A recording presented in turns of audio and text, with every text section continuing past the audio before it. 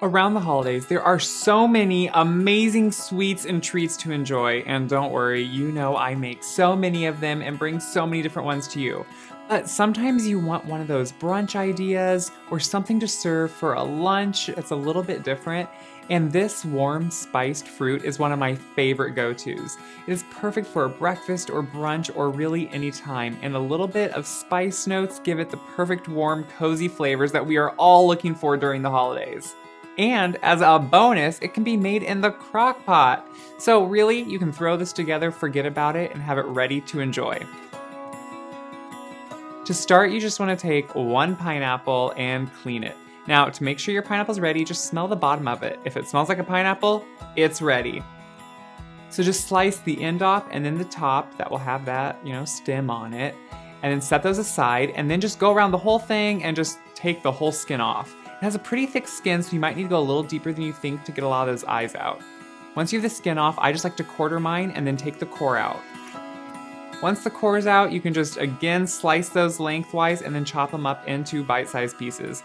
Really, you can do whatever size you like to eat. I like to leave mine a little bit bigger so they don't break down too much because I like to know it's a pineapple. And, well, pineapple's one of my favorite fruits. You can just throw your pineapple right into the bowl of your crock-pot. Next, you just want to drain and chop some fruit. Of course, I use my home canned fruit, and I know not everyone has their own home canned. Don't worry, if you don't have all these home canned items, it is just as good with bought and canned goods too. So to start, I'm just using some drained apricots. You don't want them in a heavy or really sweet syrup, just drain it and then slice them again into the sizes you want. I like to keep my fruit so it definitely still has some good size to it.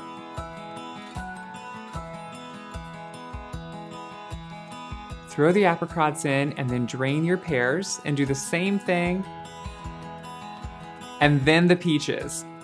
Slice them into sizes you like to eat, and you can also buy them pre-sliced. So if you're buying the canned sliced fruit, just leave it as it is, drain it, and throw it in the crock pot.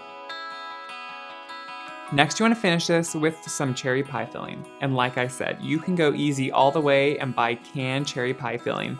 And I'll admit, the cherry pie filling is canned this time. You can make your own homemade cherry pie filling if you want, but if you are on a tight pinch and you need to make this quick, buy it. It really is easy. Throw that right in there, and then to finish this off, we just need a little bit of flavorings and sweetness. So we're gonna add a little bit of brown sugar. Of course, some cinnamon. There is that cozy holiday flavor that we love.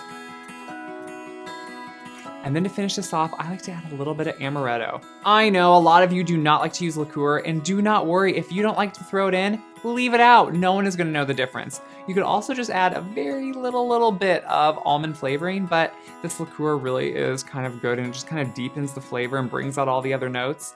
But leave it out if you don't want it, add in a little bit extra if you want it. It really is delicious.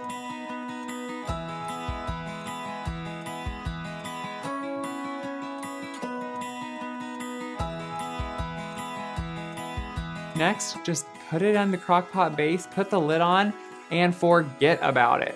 I think it works best just to have this on low for about 4 hours, but if you want to do quicker, you can about cut the time in half and have it on high. Just make sure to stir it so it doesn't stick if you do it on high. After it is warmed through, before serving, I like to grate on a little bit of lime zest and put in a little bit of lime juice. I think it just really brightens all the flavors again and just adds a good note at the end.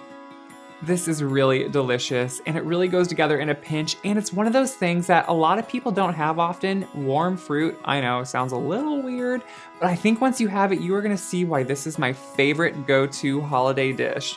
I can't wait for you to try it, and I can't wait to hear about all of your holiday must-haves.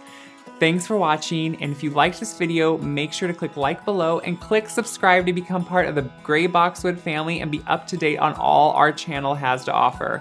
Happy holidays.